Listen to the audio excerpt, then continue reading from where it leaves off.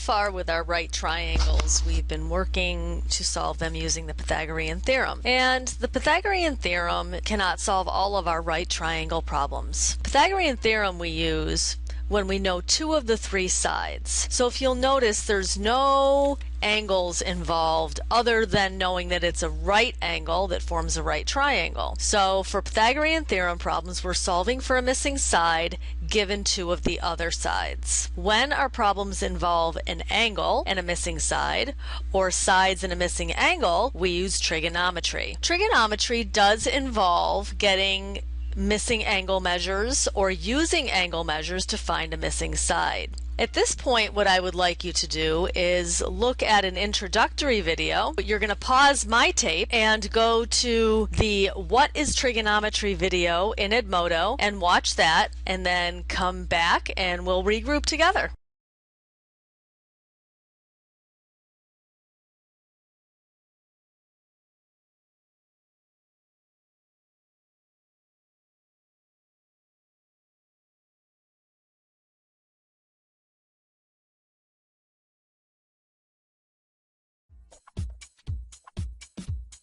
Alright, so trigonometry is used to solve all kinds of problems in the real world, in math, in engineering. The way it works is it is a ratio between the lengths of any two sides in a right triangle. The ratio involved is with respect to a given angle. Going forward in this video, you can expect to be a little bit uneasy and possibly confused. This is the first time you're seeing this. Believe it or not, once you get to high school, you will spend a half of your course in Algebra 2 looking at trigonometry. So it is quite complex. We are going to start at the very basic level using trigonometry for right triangles. It can also be used in non-right triangles to solve problems. Okay, so let's take a look at the overview. A trig ratio is the ratio of the lengths of any two sides of a right triangle. The three basic trig ratios are sine, cosine, and tangent, and they are abbreviated SIN, COS, and TAN.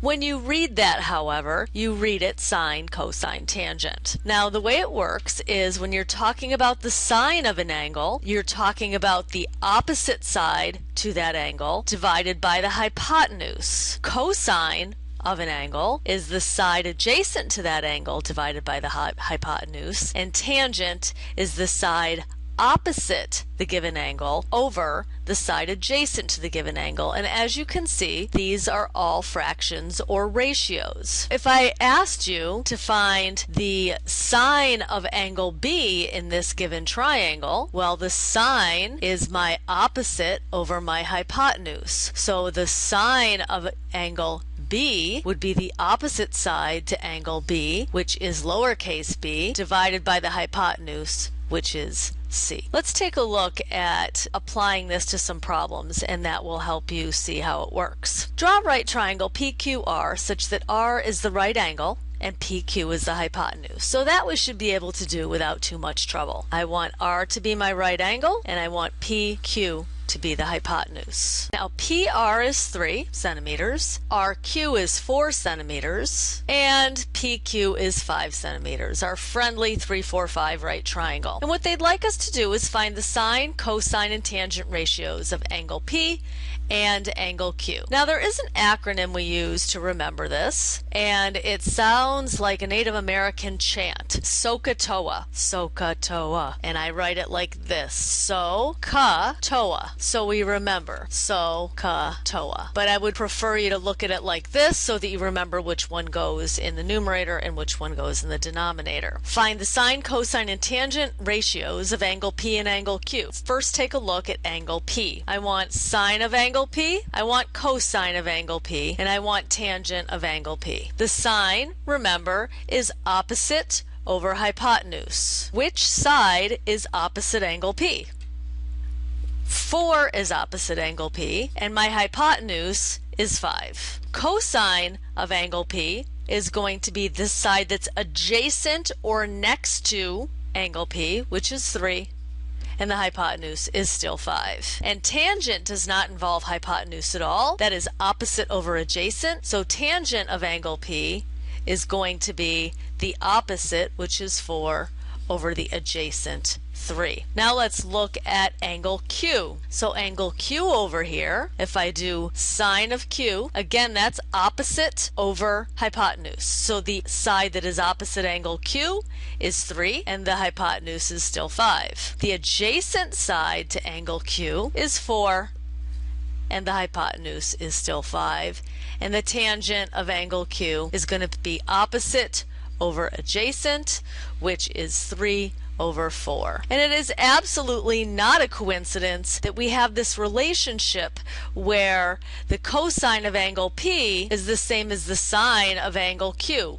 And the sine of angle P is the same as the cosine of angle Q. And I will show you how that works when you look at a trig table. The complementary angles, the sine of one is always the cosine of the other. Alright, in the next section what we're going to do is just decide which trig ratio would we use to solve for our missing part. Okay? And in this section we're just going to be looking at sides. If you take a look at number 1, where is x and where is x in relation to the angle that's given to me? My reference angle. My reference angle is 40, and if I look at x, that is opposite to 40, and then I'm also given the hypotenuse in this case. So I have to ask myself, which trig ratio involves opposite and hypotenuse? And that is the sine ratio. So this problem would be solved using sine. To set up an equation for that, remember that we're always taking the ratio with respect to a reference angle. So it's the sine of 40 equals, and remember sine is opposite over hypotenuse, so x over 25. And we'll work on solving these later. Today we're just going to work on figuring out which trig ratio we'd like to use and setting up an equation to solve it. Number 2, I want to look again at my reference angle, and then I want to look at what I've been given with respect to that reference angle. So if we look at this picture, the side that I want to find is opposite of the angle I've been given, and you could say that 15 is adjacent to the 50-degree angle. That's true, but we don't use adjacent when it in fact is the hypotenuse, and because 15 is opposite my right angle, this is the hypotenuse. So it's not allowed to be adjacent if it's hypotenuse. And again, this would be my sine function, so I would write sine of 50 equals x over 15. Number 3, look at the reference angle you've been given. I've been given 30 degrees. And I didn't mention this earlier, but you never use your right angle as a reference angle. That's never used. It's always the other angle. The right angle just helps us determine that we can use trigonometry to solve this problem. So my 30 degrees is my reference angle. With respect to that 30 degrees, x is opposite and 14 is adjacent.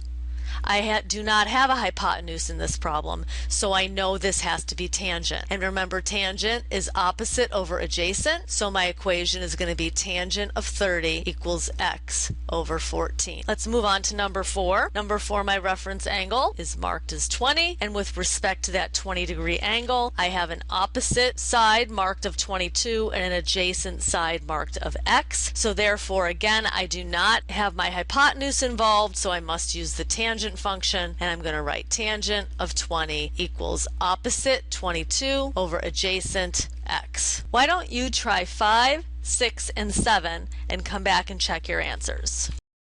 5, 6, and 7 all set. Hopefully you did well with that. And in 8, they're just asking us to express cosine of A as a fraction. So again, I'm looking at my reference angle as angle A. Cosine, remember, is adjacent over hypotenuse. So cosine of A is going to be the adjacent side to A, which is 3, and the hypotenuse 5. Great job tonight. What you can do is write down some questions that you have on this or on the video that you watched, and we will take a closer look at trigonometry tomorrow and move on to actually solving our problems. Have a great night, everybody.